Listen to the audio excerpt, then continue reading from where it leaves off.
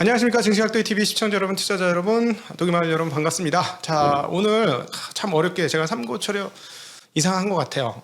꼭 모시고 싶었던 분인데 이베스트 증권의 우리 윤지호 센터장님, 윤지호 전무님 모시겠습니다. 어서 오십시오. 네, 안녕하십니까. 네, 안녕하세요. 이렇게 누추한 자리 나와주셔서 무슨 별 말씀을 다 하십니까. 예. 너무 감사합니다. 저는 사실 우리 윤지호 센터장님 이렇게 뵈면 굉장히 존경스러운 부분이 하나 있어요. 무슨 말씀을 또. 어떤 부분이냐면 정확하게 연도수는 기억이 안 나는데 한 2013, 14, 15년 그때쯤이었던 걸로 아는데 센터장님이 그 스트래티지스트 하셨을 때 진짜 강세론자셨거든요. 제 기억으로는 정말 세게 가장 모든 스트래티지스트 중에 가장 강세론자였고, 그래서 저희들은 인상이 뭐가 있었냐면 주로 이제 강세를 말씀하시는 분이구나, 이제 약간 결이 있지 않습니까? 그래서 그런 생각을 했었는데 작년 재작년 최근에 우리 센터장님을 보시면 정말 도마뱀처럼 정확하게 시장의 색깔에 따라서, 그리고 투자자들이 어디에 위치해 있어야 하는지에 대해서 정확하게 그 말씀을 해주시는 거에 정말 좀 많이 놀랬고, 정말 깊어지셨다.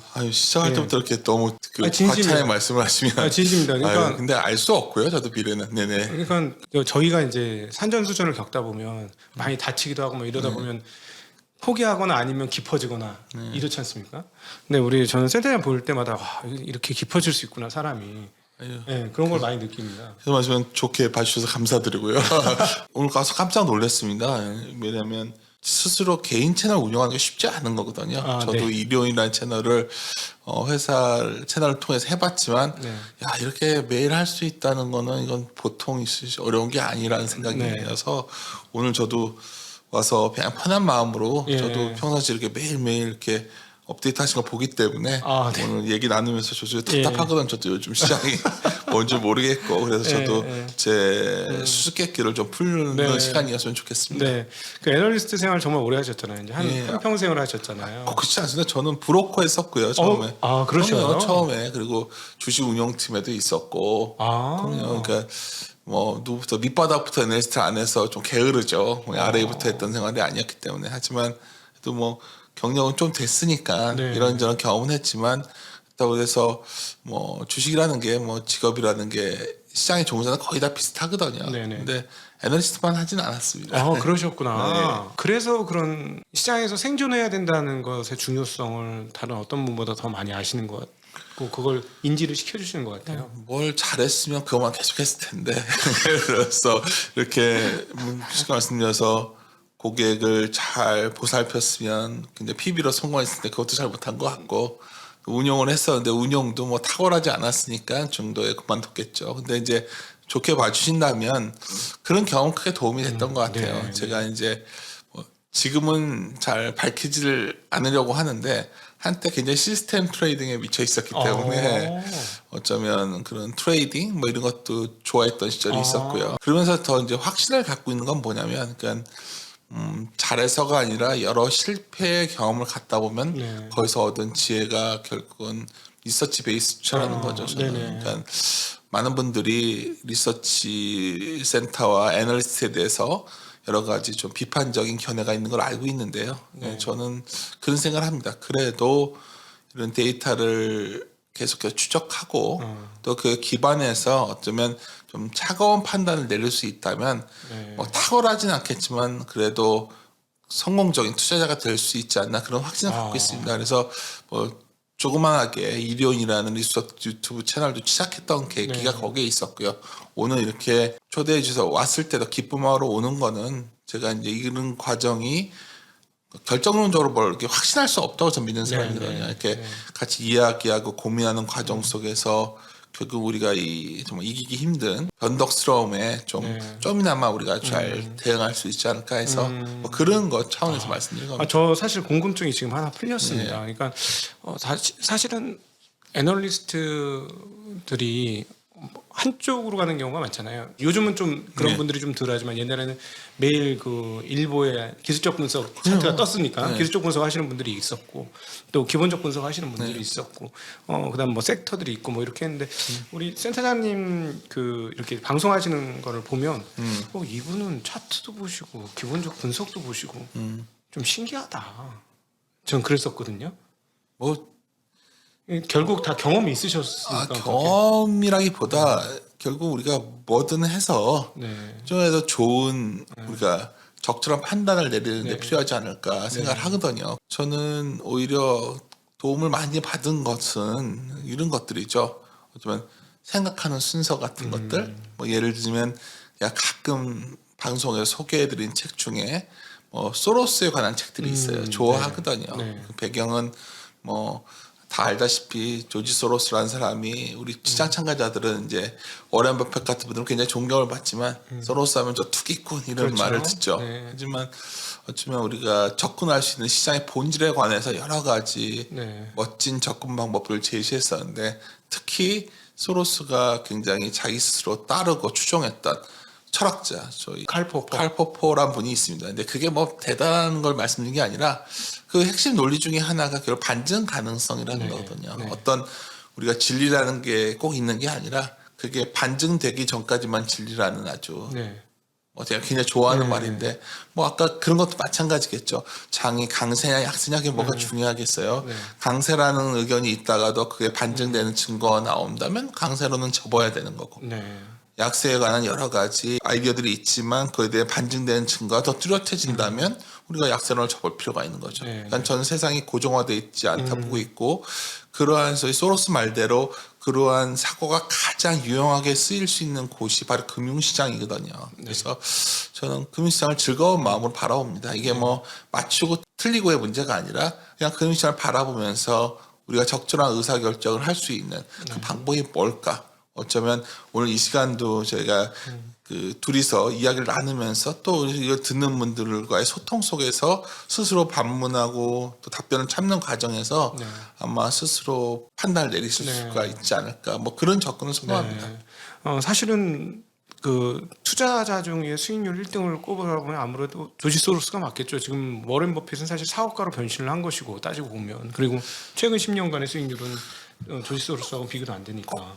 꼭 모르겠어요 정확히 꼭 그렇지는 않은 것 같은데 이제 이런 거죠. 이제 제가 좋아하는 또 그 여러 분들이 있는데 책들 소개를 많이 하는 편입니다. 네. 책을 즐기는 편이어서 근데 이제 읽다 보면 뭐 제가 자주 인용하는 분 중에서 하워드 막스라는 사람이 네. 있죠. 근데 공통적으로 이게 뭐 누가 어떤 방법을 택한다가 중요한 게 아니라 공통적인 특징들이 있어요. 이게 법칙을 따르지는 않죠 다들. 그렇죠. 네. 그리고 모든 시장이라든가 이런 것들은 그 당시에 항상 우세한 편견이 존재한다는 걸 인정하는 사람들이거든요. 그러니까 우세한 편견이 버블을 만들 수도 있고 또 우세한 편견이 굉장히 매력적인 어떤 가격을 가져올 수도 있는 거죠.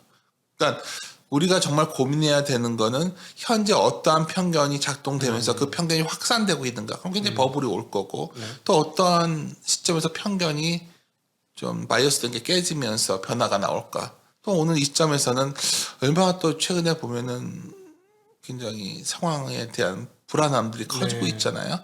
그 편견은 뭘까? 그러니까 제가 이제 좋아하는 표현 중에 우리가 관점을 굉장히 중요한데 취할 때 관점을 이렇게 바로 보는 것도 중요하지만 약간 삐뚤어 보는 습관이 있어야 되거든요.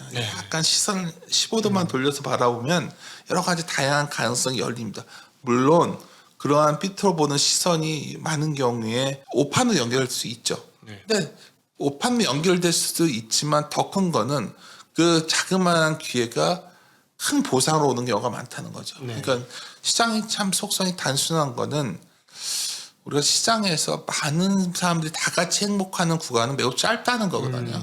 대다수의 구간은 굉장히 소수만이 기쁠 수 있는 구간입니다. 그 다른 말로 하면 주식시장의 성격이 그러하기 때문이에요. 그러니까 주식시장이라는 게 우리가 다 같이 행복한 소위 플러스성 게임이라면 다 같이 행복해지고 슬퍼진 사람이 소수여야 되는데 지난 금융시장의 역사에서 주식시장을 바라보면 제로섬도 아니었던 것 같아요. 승자와 패자가 50대 50대 아니었고 패자가 훨씬 많은 시장입니다. 그래서 대다수는 많은 뛰어난 학자들과 이런 분들도 다들 실패했던 원인이 뭘까? 그러면 그게 결국은 시장의 속성이 기본적으로는 소수만 승자하는 시장이었다.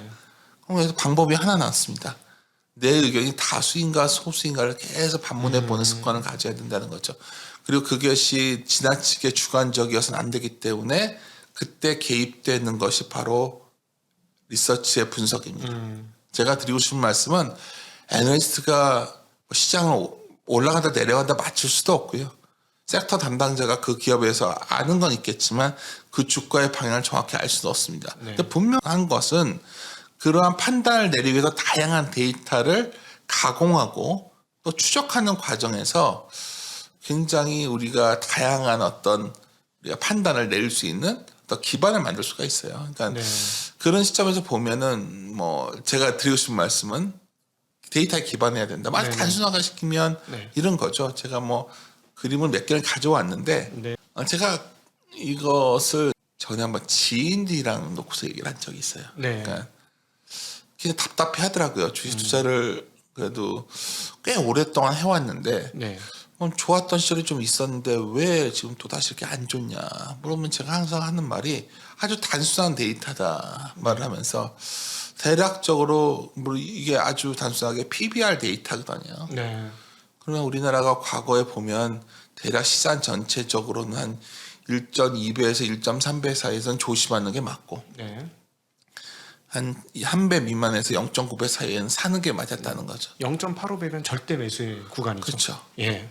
뭐 이렇게 말하면 이제 경험이 있으니까 당연히 말씀하시겠지만 이게 바로 경험치거든요. 네. 공교롭게도 1.2배에서 1.4배 갔을 때는 작년으로 치면 제가 이제 아까 좀 안 좋게 말할 때였는데 네. 뭐 제가 그렇게 정확히 고점을 못 맞춘다니까요. 저는 3,100 넘어가니까 굉장히 부담스럽다는 말을 한 거죠. 별거 아닙니다. 이 데이터 보고 한 겁니다. 네. 그때는 굉장히 주변에서 다 주식시장에 대해서 우호적인 말들이 그렇죠. 많고 긍정적인 다양한 시각도 나옵니다. 그리고 또 뭐 새로운 견해가 나오고 그것을 설명해 주는 다양한 수단이 나옵니다. 책도 네. 나오고 유튜브도 나오고 그때 삐딱하게 반문해 보는 습관을 가진 분들은 그때 이익을 챙겼겠죠. 네. 최소한 그때 장기 투자란 미명에 들어가지 않았을 거예요. 예를 들어 삼성전자가 10만 전자를 외쳐도 그때 들어가서는 안 되는 구간이었다는 거죠. 반면에 이제 한 배 전후가 오면 그때부터는 주식을 열심히 긴장해서 바라봐야 됩니다. 네. 물론 그 과정에서 어쩔 때는 0.8배도 갈 수 있고 0.7배도 갔을 때 코로나 때 네. 많은 분들이 이 생각을 해요. 나에게 다시 금융위기적 상황이 온다면 2009년처럼 네. 그때가 바로 0.7배 이렇게 갈 때거든요. 네네. 코로나 때도 그랬고 그건 한 10년마다 한 번씩 오는 것 같아요. 네. 그게 자주 안 오거든요. 그렇죠. 자주 안 오죠. 그것만 기다리고 있으면 투자를 못 합니다. 네네네. 대략적으로 한 배에서 0.9배 사이에서는 뭔가 그래도 내가 투자를 해서 물려가도 되는 구간이라는 거죠. 네. 뭐 아주 단순한 방법이지만 제가 친한 사람들한테 항상 하는 말이에요. 네. 언제 하면 되냐 주식을. 그럴 때 하면 된다는 거죠. 네. 그럼 지금 이 숫자를 알고 있는 사람과 아닌 사람의 차이는 지금부터 위험을 좀 받아들이고 투자하시는 분들은 힘들겠지만 버틸 수가 있지만 네.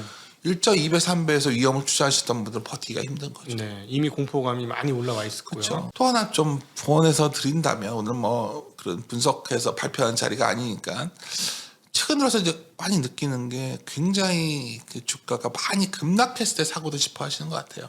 네. 쉽게 말해서 항복하는 순간이 언제 올 것이냐. 근데 참 신기한 게 하나 있어요. 다들 항복을 외치는데 항복이 안 옵니다. 예.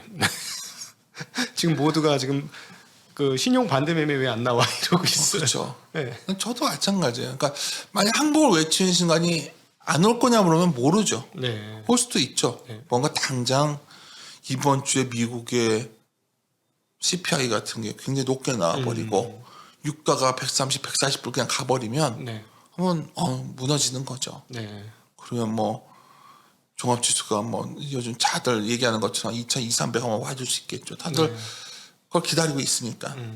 그러면 그때는 뭐 더 사야겠죠. 네네. 하지만 그게 올지 안 올지 알 수 없다는 겁니다. 그럼요. 네.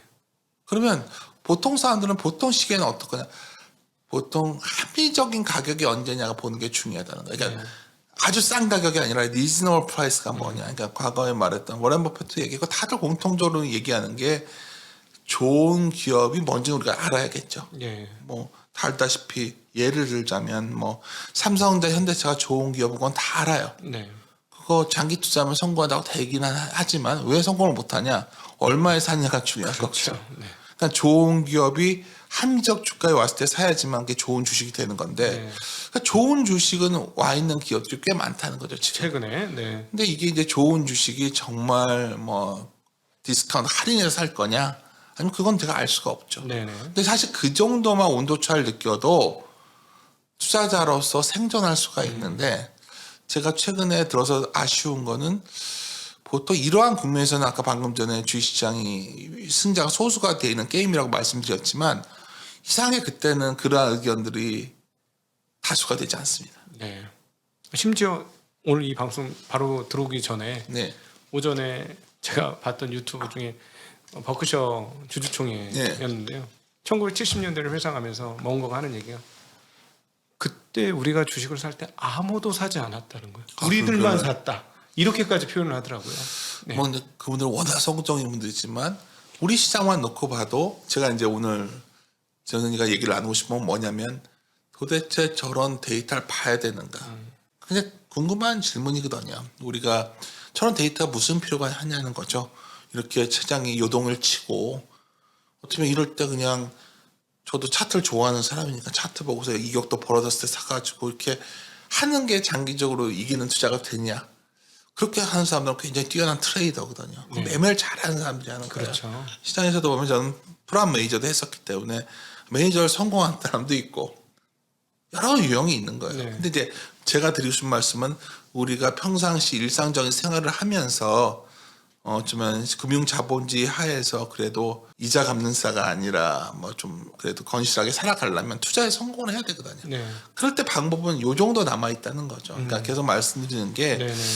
지금 여기서 이제 많은 분들이 이제 이야기를 이어가자면 이제 여기서 좀 더 정교한 데이터를 더 볼 수가 있어요. 네. 예를 들어서 정말 위기적 상황으로 가면 뭘 보겠습니까? 물어본다면 아까 물가 이런 것도 있겠지만 대략 금융이 실물보다 이만 커진 사회이기 때문에 금융 사이드 틈에서 뭔가 위기가 생기면 주가가 저렇게 많이 내려가죠. 네.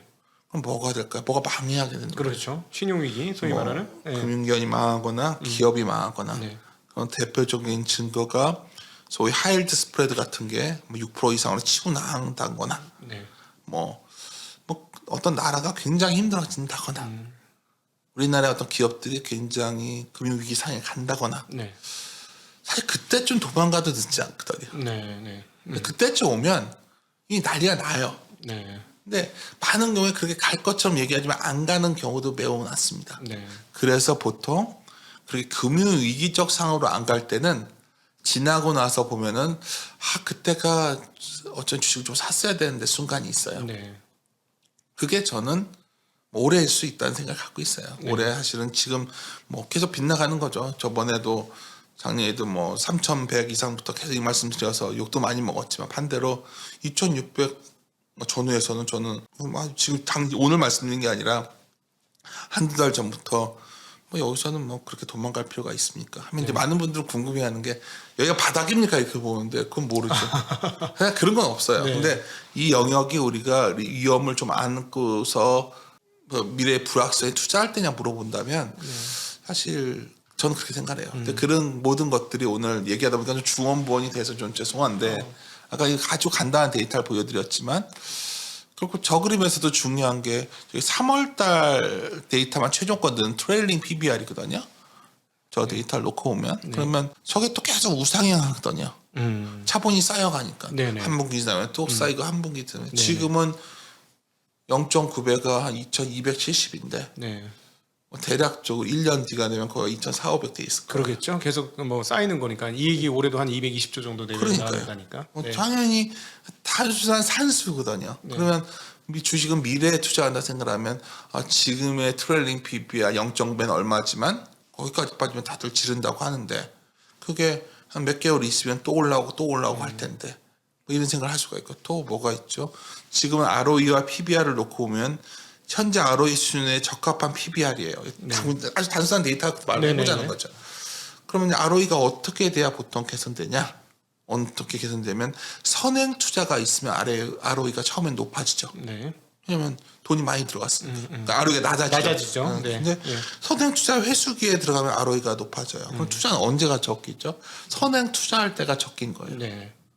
특히 우리나라는 그래요. 우리나라. 설비 증설이 많고 중간재를 많이 만드니까. 그렇죠. 네. 정확히 보셨어요. 그러니까 우리나라 같은 경우에는 그러니까 설비 투자가 언제 진행되냐가 매우 중요하고 거기서 이제 고민이 생기죠. 설비 투자가 진행되다가 이게 오버캐파만 되면은 큰일 나는데 대략 설비 투자 진행되는 쪽이 어쩌면 전 세계적인 어떤 방향과 맞을 때 최근에 소위 미국이 어쩌면 우리를 끌어들이려고 했을 때 설비 투자를 유도하는 곳들이 있잖아요. 뭐 2차 전지라던가 예를 들어서 뭐 비근하게 PCB 있습니다. 뭐 그런 것도 여러 가지 이런 것들 반도체도 있고 뭐 이런 것들이 지금은 굉장히 과잉 투자가 돼서 뭐 가격에 여러 가지 변수를 주겠지만 장기 투자는 별거 아닙니다. 이런 투자들이 돼서 ROE가 좀 주춤하겠지만 결국 이게 뒤가 되면 ROE가 개선될 요인이 있으면 저 자본 총계에서도 이제 매력적인 게 보이기 시작하는 거죠. 그러니까 아까 말씀드렸던 시선을 15도 바꿔서 바버릇하면 저는 항상 이 말을 어떻게 표현하냐면 최소한 반보합을 봐야 된다 표현을 써요. 그러니까 그런 습관을 가지시면 또 가능성이 생기는 거 또 뭐가 있죠? ROE를 개선시켰다 PBR, ROE를 개선시킨다 하면 뭐 우리가 가치라는 건 결국 잉여 현금 흐름과 할인율의 합인데 할인율은 외생적으로 주어지는 거고 잉여 현금 흐름은 어떻게 쓰냐예요. 네, 그렇죠. 지금까지는 다들 배당, 자사주 매수가 이런 걸 얘기를 했단 말이에요. 또 하나가 있잖아요. 내부 유보된 자금을 어떻게 투자를 증설할 거냐. 캐파 증설이죠. 또 M&A가 있단 말입니다. 그러니까 제가 이렇게 막 문틈으로 말씀드린 건 뭐냐면 PBR이 얼마가 바닥이다. 고정화된 게 아니라는 말씀을 드립니다. 그렇죠. 네. 자본이 쌓이면서 변화도 하지만 그거를 소위 평가하는 기준이 되는 ROE조차도 이러한 어떤 회사의 정책에 따라서 또 전체적인 환경의 변화에 따라서 변화한다는 거예요. 계속 동일하게 반복되는 거는 고정화되어 있는 게 없기 때문에 우리는 변화하는 방향에 맞춰서 포트폴리오 조정해 가면 되는 거거든요. 그러니까 많은 분들이 근데 이런 것보다는 지금 현재 시점에서 딱 멈춰 있는 시간을 꿈꾸죠. 이 시간에 멈춰 있으면 여기서는 사냐 파냐 이런 순간 우리는 대다수는 타이밍을 놓치게 되는 확률이 높죠. 사야 될 때는 팔게 될 확률이 매우 높아지고 팔아야 될 때는 사게 되는 거죠. 그래서 저는 계속 말씀드리는 게 데이터베이스를 하는데 데이터를 어떻게 보냐가 매우 중요하고 이것은 이러한 정확하게 이해를 하셔야 된다는 거예요. ROE랑 아주 단순한 데이터를 보면서도 좀 장황하게 저 딴에는 쉽게 말씀드리려고 했는데 이거마저도 이렇게 해석의 여지를 다양하게 볼 수가 있기 때문에 좀 그러한 습관만 가지시면 장이 빠져서 내 종목이 흔들려도 이런 방향에 부합되면 그건 버티는 게 맞는 거고요. 투자도 아무것도 진행되지 않고 있고 뭐 그러면 답이 없는 거죠. 예를 들어서 어떤 게 되냐면 주도주가 항상 변해요. 2000년대 주도주는 여기서 멀지 않은 광화문에 KT가 있었어요. 그 당시에 KT에는 사주 받으면 어마어마했어요. IT 버블의 최고였어요. 데이콤은 그 60배인가 올랐었죠. 데이콤. 기억 다 하시네요. 역시. 그때와 지금만 비교하면 뭐가 차이가 있는지를 딱 아시게 돼요. 뭐냐? 그때는 어마어마하게 그쪽에 투자를 들릴 때였어요. 근데 그때 주가는 반영해 가는 시기였죠. 근데 그때 이 지위가 회복이 왜 안 됐을까요? 그런 시장이 안 열렸으니까. 지금도 주도주가 뭐냐? 이런 증설이나 여러 가지를 통해서 시장을 얻어가는 건 주도주가 돼요. 근데 제가 작년부터 좀 시장에서 걱정했던 것은 뭐냐면 이러한 소위 숫자를 보고 그 안에서 좀 숫자의 힘에 의거해서 버텨야 되는데 어쩌면 시대 분위기가 그러다 보니 뭐 스토리를 넘어선 내러티브가 너무 유행을 했거든요. 이야기 정도가 아니라 내러티브라는 것은 물론 굉장히 뛰어난 분들이 얘기를 했지만 숫자와 너무 궤도가 커지는 투자. 일종의 PDR. 그렇죠.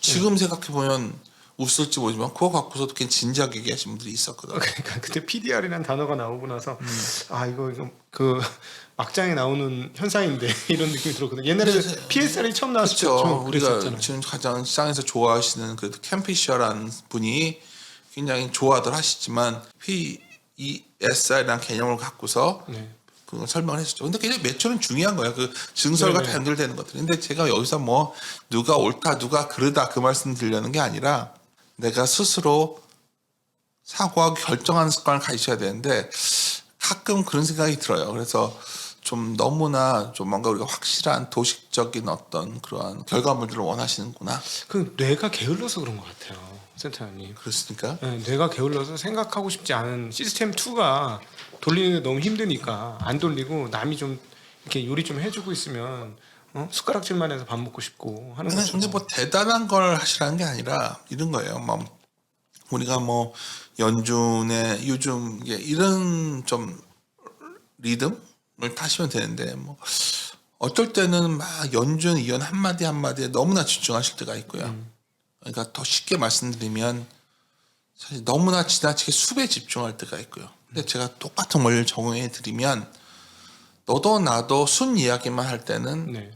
다른 걸 보시는 게 나은 거고요. 네.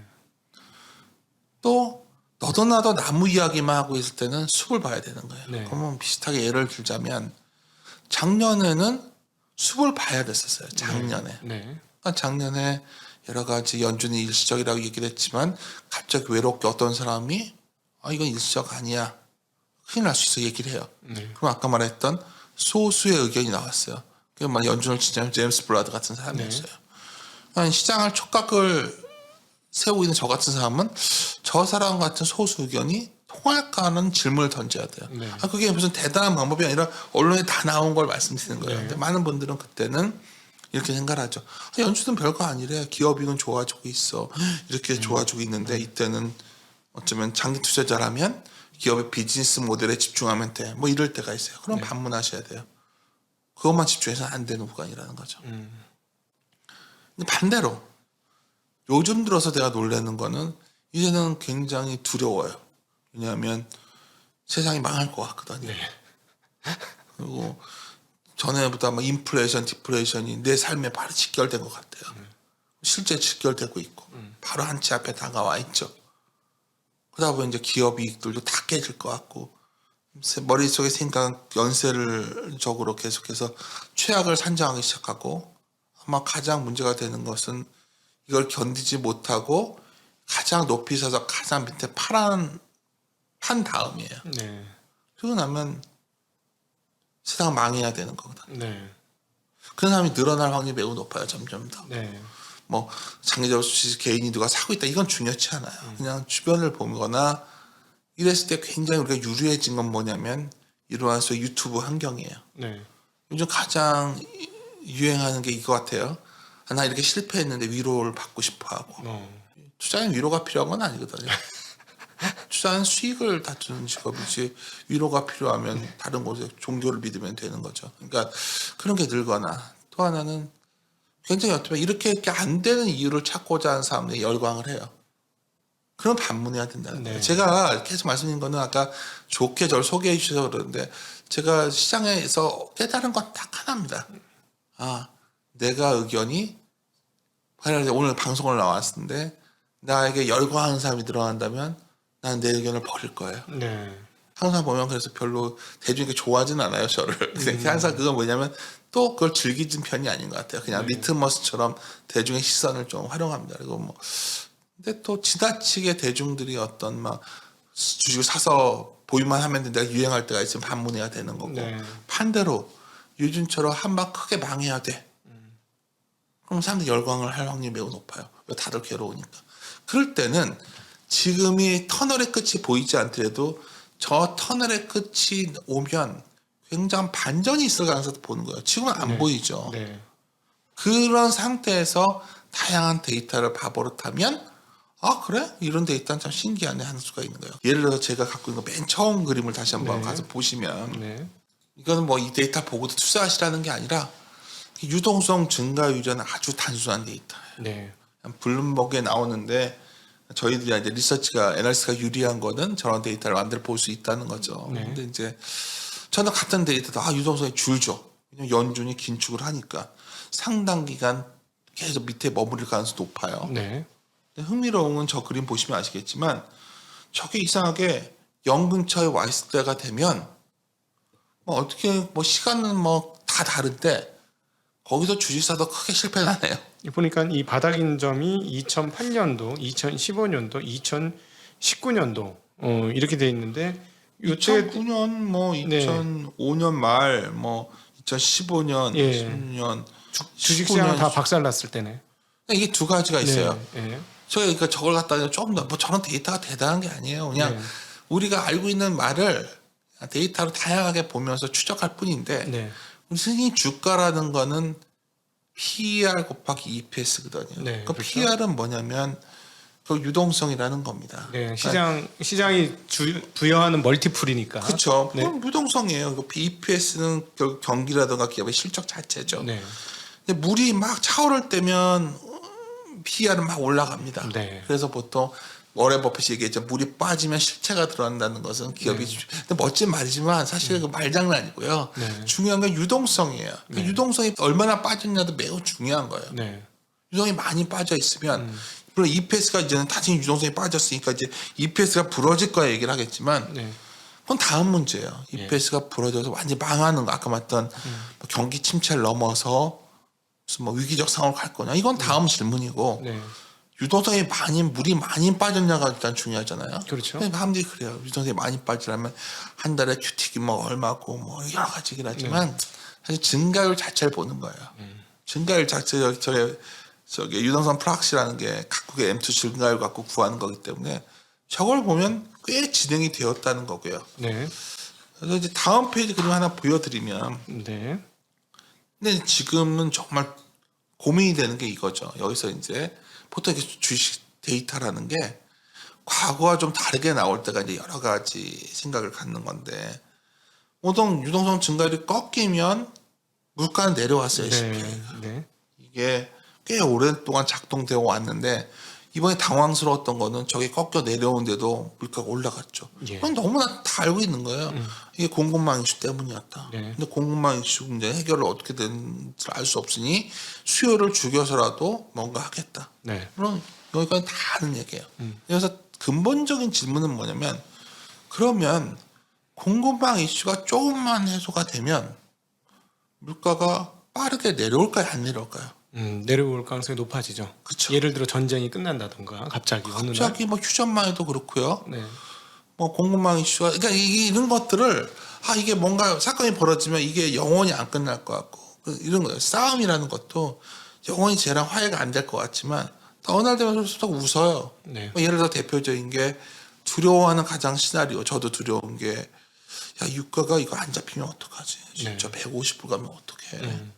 골드망사는 이럴 때마다 막 질러요. 네. 잘하는 거예요. 그 사람들이 많은 분들이 골드망사스가 틀렸다 이런 거 좀 굉장히 그건 단세포적인 생각이고 시장에 이런 현상인데 너희들 어떻게 생각하고 던지는 거거든요. 근데 중요한 건 유가라는 것도 이제 그러고 나서 이제 시선을 15도 비틀어 보는 거예요. 야 이게 유가가 왜 이렇게 올랐지? 러시아께 안 나와. 해결하는 방법은 러시아산 석유가 안 나왔을 때 어떡하지가 있어요. 근데 흥미로운 거는 인도에서 러시아산 수요를 수입해버리고 있어요. 네. 그건 나오고 있는 거잖아요. 예. 그래서 그런지 증산들을 잘 안 하고 있는데 여하튼 미국은 선거를 앞두고 있다 보니까 바이든 행정부 입장에서는 어떻게 하는지 사우디를 설득해야겠어요. 네. 같이 빈살만을 만나러 갈 수도 있는 거죠. 네. 그러니까 지금 당장 변화는 없지만 우리가 원하는 거는 유가가 과연 여기서 정말 컨트롤할 수 없는 파국의 상황으로 갈 것이냐. 네. 이건 매우 중요한 질문이거든요. 그러니까 뭐 우리가 그런 시간은 아니지만 선진국의 물가를 결정짓고 있는 가장 큰 변수가 사실은 에너지 가격이고 네. 이머징은 곡물가이기 때문에 곡물가 문제는 뭐 약간 더 우크라이나 이슈가 있다 치지만 에너지 문제는 해결할 수 있냐 없냐가 매우 중요해요. 이건 다른 거와 또 뭐가 연결되는 거냐면 70년대와 연결되는 거야. 70년대 결국 우리가 스태그플레이션부터 시작해서 굉장한 경기 침체가 왔던 건 여러 가지 배경이 있지만 그 중에 하나가 결국은 오페크를 통제 못했다는 네. 얘기다. 무기화했으니까. 네. 그렇게 갈 거라고들 생각을 하시지만 제가 봐서 그러지는 않을 것 같거든요. 돌아가는 판이. 그냥 그런 것들을 하나하나 생각하는 조립을 하다 보면 결국은 유동성이 빠진 거에 대한 소위 주가의 어떤 반응이 어느 정도 진행되었냐, 어느 정도 우려를 반영했냐 본다면 많이 반영해 온 것 같고요. 네. 뭐 여기서 이런 아이디어도 또 나올 수 있죠. 저걸 특히 많이 반영한 곳들이 중국이 먼저 반영을 했었으니까 네. 중국이 먼저 돌 수도 있는 거고. 네. 지금 최근에 돌고 있죠. 그러니까 네. 6월 달 이런 모든 것들은 다 변하고 연결되어 있는 거예요. 근데 많은 분들이 이제 이런 문제들을 너무 단순화시키는 것 같고 또 하나 여기서 더 생각을 나가볼까요? 이제 뭐 물가 얘기를 했으니까 우리가 연준이라는 곳이 요즘처럼 투명해진 적이 별로 없어요. 네. 70년대 연준은 거의 얘기를 안 했어요. 네. 볼것 때도 굉장히 자기들끼리 밀실에서 결정해서 충격을 줬던 거예요. 네. 그 당시에는 충격을 줘야 된다 생각을 했던 거고 그나마 연준이 그래서 옛날 패드 와처라는 직업이 있었어요. 패드의 눈치를 보면서 얘들이 정책이 변했다 안 변했다를 추적해서 정리해주면 그게 굉장히 높은 직업이 됐었어요. 월가에서. 네. 근데 뭐 많은 알다시피 그런 스폰서부터 수수께끼를 던지기 시작했고 뭐 이런 버네키 같은 사람들은 거의 시장과의 커뮤니케이션을 중시했고 파월은 거의 기자회견에서 뭐 모든 걸 다 하려고 그래요. 이번에는 뭐 각 지역 연준 총재들도 나서서 그럼요. 스피커 역할을 하고 있으니까 역대 가장 많은 대화를 하고 있는 것 같아요, 시장과. 우리나라 같은 경우에도 새로운 총재분께서 이제 글로벌 스탠다드를 도입해서 아주 강력하게 시장에 소통을 하고 있어요. 네. 제가 이 말씀을 왜 드리냐면 그러니까 많은 분들이 연준이 이런 대화들이 시장에 어느 정도 반영되어 왔냐를 물어보면 반영되어 왔다는 건 뭐냐면 투명화되는 정도를 보는 거예요. 네. 기업이익의 우려나 이런 것들이 많이 반영되어 왔고 뭐 이런 걸 보려면 더 많이 공개돼야 돼요. 아쉽게도 우리나라보다는 미국의 기업들이 훨씬 투명해요. 네. 실적 발표하고 나면 가이던스 같은 걸 보면서 굉장히 빠르게 움직이죠. 아, 거의 뭐 일직선. 그렇죠. 우리는 아직 거기까지는 안 왔지만 네. 연준만 놓고 본다면, 그러니까 제가 연준의 우려가 지금 뭐 이제 시작이다 말한 거에서 저는 동의하지 않는 이유는 굉장히 다양한 각도로 의견을 내놓고 있고요. 그래도 알고 계셔야 되는 게 이제 이번 주에 되게 걱정들이 많죠. CPI가 이제 높게 나올 것 같으니까 네. 컨선보다 너무 나오면 어떡하지? 그래서 나오면 연준이 더 세게 나갈 수 있겠죠. 근데 그걸 신뢰하라는 거야. 그러면서 신뢰가 저 작년에 좀 잃었었지만 또 이걸 회복하는 과정에서 뭐 블러드 같은 사람들이 또 공헌을 했었고 또 이런 과정을 통해서 이제 하다 보면 우리가 다 알고 있잖아. 이제 비스텝 나오고 나서 8월쯤 가면 다들 하는 얘기가 잭슨홀 미팅에서 뭔가 변화가 있잖아. 변화 안 나와도 된다니까요. 네. 그게 하나가 있고 변화할 수 있다. 그래서 패드 푸스의 가능성도 있지만 더 중요한 건요. 연준의 타겟이라는 게 변했다는 거예요. 네. 많은 분들이 이제 연준 2%의 금리를 꿈꾸니까 연준의 중립금리가 얼마다부터 해서 뭐 4%대까지 올릴 수도 있다. 별 얘기 다 오는데 네. 솔직히 중립금리가 뭔지 아무도 몰라요. 이게 뭐 지나고 나 우리가 뭐 잠재성년율이 몇인지 다 모르듯이 그린스펀 같은 분은 지나고 나야 아는 거라고 그랬어요. 근데 이제 여기서 드리고 싶은 말씀은 중립금리가 뭐 2.75다 3.0이다 그게 중요한 게 아니라 세상이 변하는 걸 알으셔야 되는데 뭐 지난 30년 단위로 끊어서 보자는 것도 아니고 그냥 물가가 예전처럼 아주 낮아지진 않겠구나 생각은 드는 거죠. 예. 그러니까 적절한 인플레는 적절한 금리 수준이 나올 거예요. 그걸 균형점을 찾아가는 과정에서 진통이 있을 수도 있는 거예요. 지금 그 구간일 수도 있는 거예요. 네. 그러니까 연준에서 뭐 2%를 가는 게 아니라 평균적인 그 물가 수준을 말하는 거니까 4%대만 돼도 상당히 괜찮은 수준이라 할 수도 있는 거예요. 사실은 작년 한 해 동안의 연준의 태도를 보면 인플레이션 진짜 오는지 나 한번 보겠어. 인플레이션 왔으면 좋겠어 하는 뉘앙스가 좀 있었거든요. 그리고 적절한 인플레는 그렇게 나쁜 건 아니에요. 주식시장에는. 네. 그러면 그걸 정해져 있지 않다는 거예요. 그렇죠. 연준도 있는 사람도 다 생각이 다르고 저도 다르고 다 다른데 세상은 그러한 새로운 균형점을 찾아서 가는 구간일 뿐인 거예요. 근데 여기서 과거처럼 연준이 2%대로 가야 되고 그리고 그 과정에서 금리를 세게 올릴 수밖에 없고 그렇게 되면 경기 침체가 오고 그럼 다시 디프레이션이 오니까 디프레이션이 오면 성장주가 되고 너무나 재밌잖아요. 아니 거기서 저는 진짜 좀 이해가 안 되는 게 연준이 지금까지 하는 행동이 일부러 경기 침체를 불러오기 위해서 하는 행동이냐. 예. 왜 그걸 사람들이 생각을 안 할까 하는 생각이 있어요. 그리고 제일 문제는 잘 기억하시겠지만 70년대 얘기를 하지만 70년대는 제가 이제 가끔 세미나 하면 꼭 보여드리는 그림이 있는데 굉장히 노조가 셀 때였어요. 그래서 임금이 경직적이었던 거예요. 네. 그러니까 뭘 망하지 않게 하고는 도저히 깰 수가 없었어요. 지금부터 어떤 분들은 그렇게 임금이 경직적으로 가기 위해서 노동조합이 세질 거다 이렇게 주장하시는 분도 있어요. 70년대처럼. 네. 그때 그러기에는 그때 본질적인 차이가 뭐냐면 그때는 실물 경제가 금융을 지배하는 시대였고요. 지금 금융이 실물 경제를 지배한 지가 꽤 됐어요. 네. 자본주의가 그렇게 변해버린 거예요. 진화해버린 거예요. 네. 금융을 완전히 망가뜨려 버리면 실물 경제는 완전히 죽어버리는 상황이 온 거죠. 예. 그래서 그때처럼 반복될 수가 없어요. 그러니까 뭐 볼 것처럼 간다 온갖 얘기를 하지만 제가 보기에는 계속 금융 눈치를 볼 수밖에 없는 상황.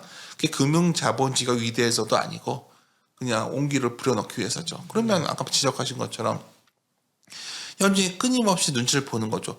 이 정도 고용이면 계속 물가를 잡아도 되겠네. 네. 하지만 그게 좀 흔들리는 시그널이 나오면 계속할 이유가 그렇죠. 없는 거예요. 그거는 뭐 금융 자본주의를 뭐 위대해서가 아니고 그냥 경제가 살아남기 위해서 선택한 진화하는 과정이에요. 인간이 진화하는 과정에서 경제도 진화했고 옛날 같이 우리가 다시 봉건제 사회로 못 들어가잖아요. 네네. 경제라는 게. 네.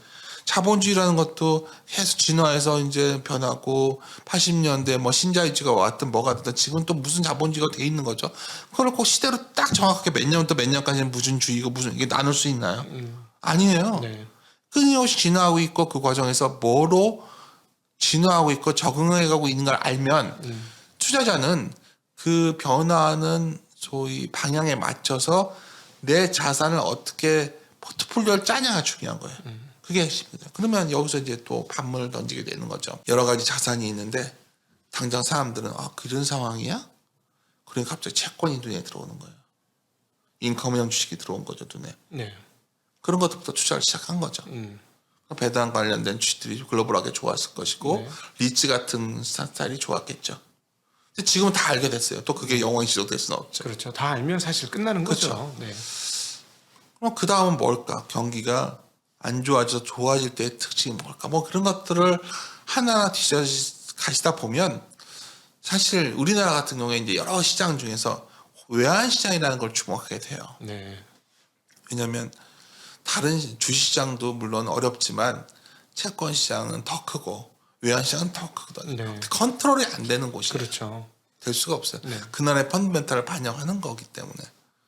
그랬을 때 이제 저희가 이제 생각해야 되는 거는 원화가 이렇게 1,300원대 가까이 가 있는 게 정상적이냐를 질문해야 되는 거예요. 예, 예. 우리 시장이 매력적인 경우는 글로벌 경기가 아주 좋아져가지고 EPS가 좋아지는 경우가 있고요. 기업들이 이익을 늘리는 그거는 구간. 투자를 많이 늘려서 선행 투자가 돼야 되는데 선행장 시작됐지만 과실을 따는 건 당장은 아닐 거예요. 네. 또 하나는 글로벌하게 유동성이 시상시에 한국 증시 좀 우호적으로 바뀔 때가 필요해요. 그건 언제일까요? 그러니까 글로벌 유동성이 좀 리스크를 안을 때인데 보통 언제부터 그게 시작이 되냐면 글로벌 경기가 바닥권을 지날 때 나와요. 최근에 중국이 그랬죠. 중국이 그렇죠. 지금 유동성 엄청 어려워지니까 엄청 늘렸는데 지금 세계적인 흐름과는 완전히 다른 궤적을 가지고 있는데 세계도 만약에 경기가 나빠지면 다시 돈을 경기가 풀겠죠. 이제 선행지수가 보통 이제 그때 보는 데 있다가 경기 선행지수가 있고 경기 선행지수의 방향을 좀 궁금해하다 보니 확산지수를 좀 봐요. 뭐 그때 그런 것들이 뭐 하나하나 뭐 자세하게 볼 필요 뭐 있어요. 그냥 대략 보니까 올 4분기 정도면 돌아설 확률이 높아요. 왜냐면 이미 내려와 있으니까. 네. 이미 이게 내려와 있어요. 네네네. 그럴 때 보는데 이제 저희가 갖고 있는 애널리스트 자료들 중에서 얘가 뭐 오른다 내린다 보시지 말고 그 데이터가 업데이트된 거 보시면 난 이 정도 봤는데 더 내려왔네 하면 내려오면 좋은 거죠. 네네. 사실 따져보면 앞서 말씀하신 3,100 이상에서보다 지금 2,600선 근처에서 위험이 많이 줄은 구간인데 이 부분을 사람들이 인식을 안 하더라고요. 3,100 이상이 위험했지 지금보다 훨씬 더. 그렇죠. 근데 이제 문제는 2,600서부터 만약 우리 시나리오 중에서 부정적 시나리오 가서 2,200, 300 가면 굉장히 고통스러운 거예요. 그렇죠. 제가 항상 말씀드리지만 우리가 회복되는 가격대가 있고요. 회복 못 되는 가격대가 있는 거거든요. 그러니까 코로나 때도 1,700, 1,800도 샀던 사람들이 결국 크게 돈 번 사람들이 많아요. 그렇죠. 3월 달에 주로 그래서 뭐 거의 막판에는 거의 전사 상태에 갔어요. 네. 너무 심하게 빠졌으니까. 네. 근데 많은 분들이 생각했을 때는 이런 생각을 하시죠. 그때 1,400대 사가지고 내가 그 사람은 1,400대 사가지고 1,500, 1,600대 팔았을 확률이 높고요. 이거는 그렇죠. 많은 게 그때 저도 예. 이걸 팔아야 되느냐에 끊임없이 1,800, 2,000 사이에서 끊임없이 팔아야 되느냐는 얘기를 많이 제 들었어요. 주위에도 보면은 그 투자자들 중에서 뭐 오랫동안 생존해 오셨던 분들 그래도 오랫동안 얘기를 나눴던 사람들은 다 괴로워했어요. 네. 제가 잊지를 못하는 게 이런 건 처음 봤다. 정말 고통스럽다. 단기간에 답이 안 보인다. 단기간에 그럴 바에 처음이었죠, 진짜. 제가 뭐 사과 나오라는 자료 썼을 때도 그럴 때였는데 사실은 근데 그건 V자로 돌 때예요. 근데 그게 자주 안 오는 거예요. 그렇죠. 자꾸 제가 요즘 제일 많이 말씀드리는 거는 그러한 드라마틱한 거는 자주 안 오기 때문에 그런 투자하기 힘들어요. 그런 건 어떻게 오는 거냐면 갑자기 오는 거예요. 네. 갑자기가 뭐냐면 아무도 대비하지 않고 있으니까 그렇게 오는 거예요. 최근에 그래서 마진콜이라는 영화 보라고 하셔서 예. 여기 오기 전에 마진콜 보고 왔는데 정말 하루아침에 24시간 만에 결정을 했죠. 그게 사실은 실화예요. 예. 많은 분들이 금융위기의 기원에 대해서 다양한 이야기를 하고 있지만 누군가 먼저 다 집어 던지면서 시작된 거예요. 네. 그게 뭐 재판을 걸었던 뭐 미국의 IB 회사였죠. 살아남았죠. 그런 게 왔을 때 사실 그게 됐던 건 이미 다 파산 상태에 가 있을 때 누군가 선제적으로 해서 나온 건데 지금은 금융위기 이후에 이러한 걸 막기 위해서 여러 가지 안전장치를 만들어 놓은 상황이에요. 은행이 너무 건전하죠. 그때보다는. 그러니까 여기가 신한증권에 왔지만 우리나라 은행이 이렇게까지 건전하고 이렇게까지 출납금 쌓아놓으니 은행주가 매력이 없죠. 그러니까 매력이 없는 거예요. 뭐 굳이 여기서 근데 이제 중요한 거 드리고 싶은 말씀은 여기서 우리가 정확하게 오늘 뭐 편하게 서로 말을 하자고 했기 때문에 드리는 말씀인데 이건 제가 편하게 할 때 드리는 말씀이에요. 정작 주식을 좀 아까 말씀드린 나무를 봐야 될 때가 오면 사람들이 숲을 얘기해요. 네. 지금은 모르는 거예요. 네. 모르는 거 갖고 얘기해서 뭐예요? 연준이 어떻게 될지 이게 뭐 금위기로 갈 것 같지는 않아요. 네. 하지만 그렇다면 할 수 없죠. 뭐 내가 여러 개 있는 돈 중에서 좀 꾸준히 주식을 바꿔놓고 아까 말했지만 채권을 하시는 분도 있고 비싼 좀 채권들 금리 높은 것들이 있거든요. 급하게 자금이 얼마나 필요해요. 요즘 리오프닝 기업들 보시면은 리오프닝 주식 기업 투자하는 것보다 그 기업 채권 투자하는 게 나을 수도 있는 거예요. 예. 지금 계속 돈이 필요합니다. 그렇죠. 네. 그러니까 그런 기업들을 한 번씩 안 망한다 생각하면 투자하는 사람이 있죠. 또 하나 뭐가 있죠? 다른 모르겠지만 주식시장이 좀 안 됐던 원인 중에 하나는 너무나 주식시장에 IPO가 많았잖아요. 그렇죠. 최근 보면 IPO가 쉽지 않아요. 요즘 IPO 철회하는 기업들 많습니다. 근데 향후 2, 3년 내에 부동산은 쉽게 말해서 IPO가 많아질 것 같아요. 네. 많이 만들 것 같아요. 그러면 부동산은 그런 증거가 이제 생수 같은 것들 경우에는 막 투자에 대한 소위 대안 수단으로서 굉장히 인기가 좋았는데 생수형 오피스텔 뭐 이런 것들 말하는 거예요. 네. 그러니까 완전히 다 별로 답이 없어요. 전체적 자산을 놓고 보면 전체적으로 보면 주식이 나쁜 상황은 아니에요. 그래서 이제 제가 이제 무슨 얘기가 여기로 온 거냐면 그랬을 때 한국 전체적으로 괜찮겠냐 물이 들어오시겠냐 그럴 때 환을 봐야 돼요. 네. 만약 지금 원달러 환율이 1150원이면 주가가 이러지도 않겠지만 자신이 없어요. 외국인들이 살 매력은 없는 거죠. 그다음에 최소한 기업들의 이익도 수출 기업들의 이익도 별로 당연하죠. 보고. 네. 그러니까 여기서는 이제 환을 보기 시작하는 거죠. 환이 1,300원이었을 때 환율보다는 보통 1,200원을 거쳐 1,100원 갈 확률이 높을 때가 있어요. 네. 그럴 때는 그래? 한국의 대표 기업들을 좀 장기적으로 볼까? 지금은 안 좋아 보이죠. 지금 좋아 보일 수가 없다니까요. 근데 여기서 반문하시라는 거예요. 그러니까 제가 이 말씀을 드렸다가 얼마 전에 어떤 분이 이제 분노에 차서 저 댓글 다셨길래 이제 뭐냐면 그분 생각에는 증권사에 있는 사람들이 맨날 삼성전자 사러 해서 내가 이렇게 됐다 그러셔서 근데 중요한 건 환율이 1,100원 이렇게 할 때 삼성전자를 실적이 좋다고 할 때 샀던 사람들은 돈을 못 번다는 거예요. 네. 반대로 지금은 뭔가 좀 불안해 보이지만 또 개인들이 많이 사서 다 대준주가 됐다. 그건 중요한 게 아니에요. 그냥 여기서는 이런 가능성도 있고 현대차도 그렇고 뭐가 있을까요? 굉장히 그런 기업들이 많이 보인다는 거죠. 네. 그러면 특히 여기서 캐파 증사를 하거나 뭐 여기서 용어를 갖다 붙이기 시작하는 거죠. 뭐 프렌들리 쇼링이다 뭐 온갖 용어들이 나오지만 이런 신조어들이 좀 더 확산될 때가 있어요. 책도 나오고 그러면 그때 되면 약간 경계하겠지만 아직은 그렇게 신조어들이 유행을 하고 있지 않아요. 네. 그냥 어렴풋이 사람들 머릿속에 미국이 좀 이렇게 하려나 봐 이 정도예요. 네. 그래서 제가 이제 오늘 준비한 얘기가 다 엉뚱한 얘기를 자꾸 하고 있는데 계속 같은 거에 대한 답변이 돼가고 있는 것 같아요. 제가 여기서 우리 둘이 앉아서 얘기를 한다고 해서 정확히 궁금해하시는 거에 답변을 못 드려요. 네. 그건 뭐냐면 여기서 지금 사면 돈을 바닥입니까? 고점입니까? 그럼 알 수 없어요. 이 정도 답은 드리는 거죠. 여기서부터 물려도 버티면 됩니다가 있고 어디서부터는 사셔 버티면 안 된다는 구간인데 여기서 버티면 되는 구간이 온 것이고 그렇게 봤을 때 여러 가지 그걸 어떻게 판단하냐 궁금하실 거 아니에요. 그러니까 제 경험으로는 차트 놓고서 하는 방법도 있는데 그건 굉장히 뛰어난 촉이 있는 사람들이 하는 방법이고 그랬을 때는 여러 가지 제가 리서치에 못하고 있기 때문에 드리는 말씀일 수도 있지만 리서치 베이스를 좀 데이터를 보는 습관을 갖고 계시면 상당히 유리하다는 거예요. 뭐 오늘 제가 책 하나 가져왔는데 이 책이 뭐냐면 브라질에 비가 내리면 스타벅스 주식을 사라. 뭐 이거 선자로 온 것도 아니고 제가 쓰신 책이 아니고 이거 아주 오래된 고전 중에 하나. 팔려도 저한테 돈이 안 들어오니까 오해들 마시고요. 근데 이제 제가 이 출판 사장님한테 이 책을 재출간하자고 제의를 했었어요. 네, 저희 집에는 이제 좀 껍데기가 다른 걸로 있습니다. 맨 마지막에 제가 이제 해설을 붙였는데 이렇게 길게 네. 왜 그러냐면 많은 분들이 여기서 이제 제가 이제 강조하는 게 뭐냐면 많은 분들이 나는 뭐 기업 분석만 하기 때문에 매크로는 안 봐. 어떤 분은 나는 매크로 보고 판단할 수 있어. 이게 얼마나 웃긴 얘기예요. 그렇죠. 네. 아니 왜 굳이 그럴 필요가 있어요.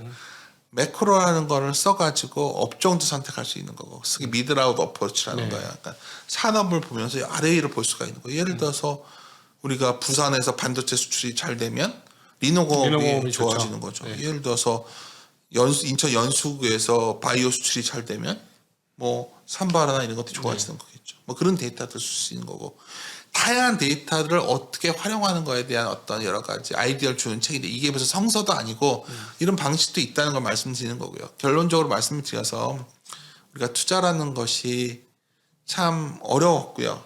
앞으로도 매우 어려울 겁니다. 이 투자라는 게 매우 쉽고 단순하다고 생각하시는 분이 있다면 그거는 사기꾼이에요.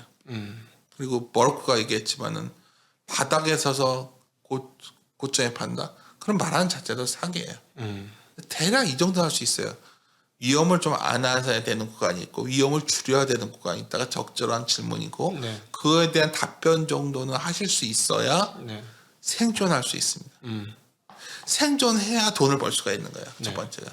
그런 측면에서 본다면 저는 하여튼 뭐 계속 항상 보시면 매크로 얘기도 하시고 기업 얘기도 하시고 이걸 같이 하는 과정에서 하여튼 뭐 오늘 왜 이렇게 생설설하게 됐는데 아니 이게 저는 그 우리 센터장님 좀 이렇게 직접 만나서 대화를 해보니까 센터장님 사람이 참 좋으시구나 이런 걸 많이 느낍니다. 이거는 왜 이런 느낌을 드냐면 노파심이 굉장히 많으신 것 같아요. 투자자들 다칠까봐 노파심을 굉장히 많이 갖고 계시구나. 그게 좀 느껴졌어요. 저는. 그러셨어요? 네네. 그래서 되게 절절하게 들렸거든요. 오늘. 그랬어요? 그래서 제가 오늘 거의 개입을 안 하고 그냥 저 옆에서 듣기만 했는데요. 거의.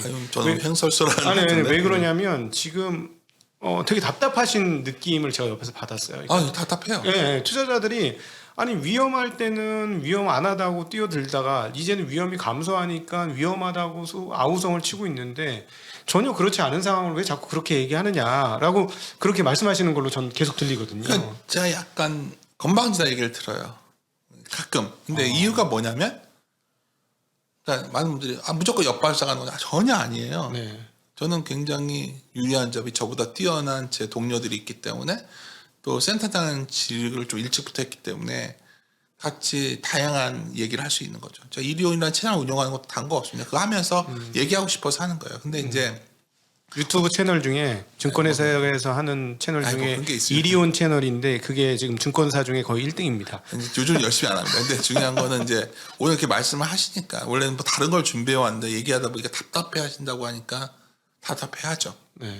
여러 가지 시도를 해봤는데 별 변화가 없다는 걸 많이 느꼈거든요. 얼마 전에 이제 이혼을 하도 안 하니까 많은 분들이 저한테 또 좋아하시는 분들이 있어가지고 가끔 뭐 메일 보내고 메일을 아시는 분들서 하시면 구구절절들이 와요. 그러면 제가 이제 답변하긴 그렇고 하여튼 간단하게 이제 어쩌다 말씀드릴 때가 있는데 이런 느낌을 받죠. 이러한 시도가 무의미했나는 생각이 들 때가 좀 있었거든요. 제가 이제 반복되는 느낌이 요즘 아마 이런 게 굉장히 유행할 것 같거든요.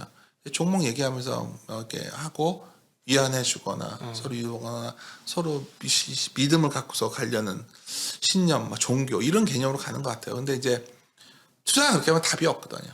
좀 차갑게 절 느끼는 분들은 의외로 쌀때기 말투가 좀 그럴 때가 있는데 아주 원칙은 단순하다는 걸 말씀드리는 거예요. 근데 제가 이게 이런 거죠. 제가 무슨 뭐 뛰어나서 이걸 뭐 시장을 보고 느낀 게 아니라 하여튼 많은 자료를 본 편이고 많은 책도 봤고 또 매우 성공적인 투자자들도 많이 만났고 공통적으로 느꼈던 거는 굉장히 단순하게 본다는 거죠. 맞습니다. 맞습니다. 투자 잘하는 사람 치고 얘기 들어보면 화려하지 않아요. 절대 복잡하지 않습니다. 네. 그러니까 자기가 갖고 있는 어떤 바라보는 기준점이 있어야 되는데 최근 들어서 굉장히 복잡하게들 생각하시는 것 같아요. 너무 어려워졌어요. 투자 기업에 너무 몰두하시는 분들은 이제 기업에만 파고드는데 우리나라는 미국이 아니기 때문에 그렇게 쉽지가 않아요. 그리고 글로벌 가장 밸류체인이 근본적인 문제는 기업이 그렇게 투명하게 소통해주지 않거든요. 네. 그거는 그럼 사람들이 그래요. 그거를 투명하게 바꾸면 되지 않냐? 그건 언제 그걸 해요? 그건 현실 그대로 인정받아요. 두 번째는 글로벌한 매크로 상황이 지나치게 복잡하고 어려워졌는데 항상 그랬어요. 네. 제가 쉬웠던 적이 없던 것 같아요. 근데 그것이 어려운 상황이 얼마나 반영되어 있냐 안 반영되어 있냐를 좀 가늠해 봐야 되는데 사실 정확히는 알 수 없죠. 근데 최소한 위험이 좀이라도 반영되어 있으면 내가 실패할 확률이 약간 줄어요. 크게 길게 봤을 때. 네. 그 정도에서만 보셔도 아까 그런 네. 밸류에이션을만 보셔도 되는 거죠. 그러니까 제가 뭐 아까 답답해 하신다는 거 하나 그런 부분이었던 것 같아요. 많은 우리가 소통의 수단이 늘어났지만 대중의 성격은 변하지 않는다는 그렇죠. 느낌을 많이 받았기 때문에 네.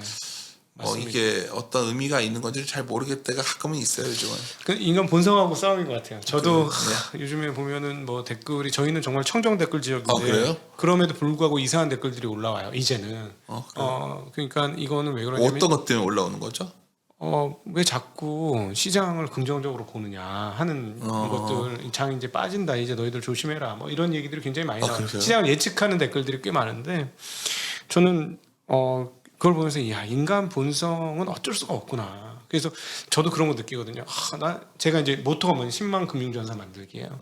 우리가 10만 금융전사가 있으면 이스라엘을 넘어설 수 있는 나라 될 수 있다. 우리가 금융을 몰라서 그런데 여기서부터 한번 시작해보자 했는데 똑같은 느낌이거든. 근데 계속 해야 되나? 이게 답답해 죽겠네. 이거 아니라고 그렇게 얘기해도 괜히 또 기분 나빠들 하실 것 같아요. 아니 그런데 그런 느낌인데 어디서 위로를 얻냐면 아마 이리온 채널 똑같을 거라고 저는 생각하는데 가끔씩 구독자하고 만나는 경우가 있는데 덕분에 잘 안 깨지고 잘 버티고 있고 조금 수익이 났어요. 이런 좀 험악했잖아요 시장이. 그런 얘기를 할 때마다 되게 고마운 거예요. 네. 저는 이렇게 생각하시면 돼요. 지금 현재 계좌가 손실이 나기 시작했어요. 한 2, 3개월 전부터 주식을 열심히 했는데 네. 그 분들은 너무 겁내지 마시라는 거예요. 원래 그래요. 투자가 이렇게 좀 원래 좀 그런데 두 번째 뭐냐면 최소한 이거를 좀 피하셔야 돼요. 그러니까 제가 요즘 약간 경계하는 거는 오해 마셨으면 이게 제가 좋아하는 사람 천당층의 주식 투자의 지혜 이런 책도 되게 좋아하고 스탠 트레이딩 누구보다 먼저 이제 트레이드 스테이션 같은 거 썼었고 좋아하는 사람이기 때문에 드린 말씀인데 이럴 때 반드시 유행하는 게 결국 트레이딩에 관한 것들이에요. 여기서 사서 여기서 팔고 뭐 사후 해설론 계속 그럴듯하죠. 네. 근데 트레이딩을 잘 하시려면 예를 들어서 트레이딩에서 가장 화려한 기법 중에 하나가 뭐 상따라든가 이런 것들인데 그 네트워크가 좋아야 되는 겁니다. 네.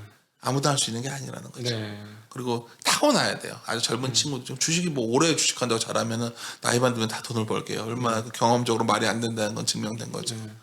근데 굉장히 뛰어난 트레이더들이 젊은 층에서 탄생하는 거는 과감하고 촉이 있고 네. 그런 능력이 있어야 되는 거예요. 체력도 있어야죠. 운동했을 때 운동 좀만 해도 빨리빨리 느는 사람이잖아요. 맞아.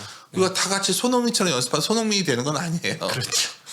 그런 착각을 하시지 말라는 거죠. 그러니까 그게 연습한다고 되는 게 아니고 그냥 그런 걸 자꾸 생각하지 말고 난 평범한 투자자는 생각하시면서 접근하시면 트레이딩은 답이 될 수 없어요. 이거는 제가 다양한 사례를 갖고 드린 말씀이고 그리고 트레이딩을 하지 않는 상황에서 우리가 돈을 벌 수 있는 건 뭘까 주식시장에서 방법 하나밖에 안 남는 거예요. 결국은 좀 뭔가 불확실하고 모든 것이 마부해 보일 때 그럴 때 내가 위험을 안고 투자에 시작하면 네. 뭐 부동산도 다 마찬가지예요. 그리고 나면 지나고 나서 보면 그때가 참 잘했어 라는 느낌이 드는 성공 스토리를 갖게 될 거고요. 그러면 굉장히 주식 투자에 대한 자신감이 생기실 겁니다. 네. 근데 많은 경우에 내가 안개야타가 거치길 기다린다거나 안개 유본이 언제 거칠 것을 내가 예측을 한다 해서 아무 의미가 없다는 거예요. 그거는 거칠지 언제 모르는 거니까. 네. 그렇게 하시면 최근 뭐 이러한 불확실하고 불안불안한 시기에도 최소한 새벽에 일어나서 미국 증시 보는 그러한 바보짓만 안 해도 성공적이라는 거죠. 네. 제가 요즘 제일 많은 말이 그거거든요. 가끔 제가 전 직장에서 같이 있었던 동료 중에 가끔씩도 전화 오는 있으면 제가 놀렸어요. 저번에 한번 아침마다 막 뭘 요약을 하는 거예요. 저한테 보내는 거예요. 그래서 제가 하지 마라. 왜 하지 말다 형 지금 그거라면 내가 스트레스 받아가지고 자칫 어느 날 이게 매일매일 뭐 이게 참 역설적인데 이건 뭐 과거 어떤 책에서도 본 건데 지나치게 몰두하고 있다는 증거거든요. 네. 지나치게 몰두하면 판단은 그르치게 될 확률이 매우 높아져요. 네. 왜냐면 너나 매일매일 그게 쌓여가고 있는 거야. 내 의식 속에는 그 불안의 강도가 쌓여가는 게 그게 더 확장되면 공포로 가는 거거든요. 네. 그러니까 외면하고 도망치라는 얘기를 떠나서 어쩌면 지금은 이럴수록 좀 더 우리나라의 어떤 그 가능성 그리고 뭐 낙관론을 피자는 게 아니라 싼 합리적 주가와 있는 좋은 주식을 갖고서 내가 좀 마련하고 아니면 또 주식을 살 돈을 마련하기 위해서 열심히 일을 하거나 네. 다른 일을 뭐 그런 게 낫지 않을까 생각합니다. 네. 아, 저는 오늘 우리 선배님이 우리 업계 선배님이시잖아요. 시장을 바라보고 일반 대중들이 작년 재작년 엄청 들어왔는데 그걸 보면서 안타까움 속에서 안 다쳤으면 하는 바람으로 이렇게 말씀해 주신다는 거를 아니 뭐 정말 많이 느꼈습니다. 이것도 시건방지게 생각하실 수 있는데 그냥 제 네. 경험이니까 그냥 그 정도로 이해해 주셨으면 좋겠습니다. 그리고 굉장히 쉬운 방법을 알려주신 거고 저도 계속 얘기하는 거죠. 사실은 왜 자꾸 어려운 방법으로 가려고 하느냐. 근데 의외로 여기서 투자에 성공한 사람들 투자하는 거 보면 의외로 너무 단순해서 황당할 수 있고 나중에 거기에 도달해 보면 내가 이렇게 왜 이렇게 쉬운 길을 놓고 어렵게 돌아왔지 이런 생각 충분히 하실 거다. 제가 가끔 이런 말씀을 드려요. 우리 동료 이제 저희 전략팀 친구들한테 제가 이제 코로나가 재개됐으니까 약속 자리가 많이 생겼어요. 네. 하면 그렇게 요동을 안 쳐요. 분위기들이 네. 그냥 어떻게 단순한 얘기들을 많이 해요. 이런 거죠. 지금까지 무슨 뭐 시계 같은 거 미술품 투자를 많이 했다면 너무 과한 느낌을 받는 거예요. 네. 미술품 같은 거. 미술품 또 잘 몰랐는데 막 하도 하니까 그런 거 빠른 투기에 빠른 친구들이니까 네. 했다가 이제는 뭐 야 이런 거 보다가 또 부동산도 예를 들어서 어떤 친구가 어떤 부동산을 사놨는데 상당히 잘 됐어요. 근데 뭐 여기에 내는데 팔린 거예요. 네. 꼭 집을 얘기하는 건 아니에요. 그리고 나서 주식시장을 봤더니 주식시장이 안정돼 보이는 게 꽤 많이 보이는 거예요. 네네. 사실 이걸 내가 이 말씀을 왜 드리냐면 가끔 이런 오해들을 하시더라고요. 여의도에 있는 사람들은 주위에 돈 있는 사람들과 심리를 아냐. 제가 정말 반문 드리고 싶은데 누구보다 돈 많은 사람들을 안다고 자부하는 저로서는 아까 단순하다는 게 그런 걸 말씀드리는 거예요. 서로 얘기하다가 생각보다 이런 거 괜찮겠나 생각을 하는 거죠. 주식시장에도 지금 그런 주식들이 꽤 많아요. 맞습니다.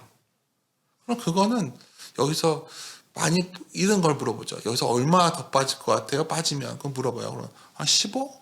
10%? 아 그럼 오케이 이런 거예요 지금. 네.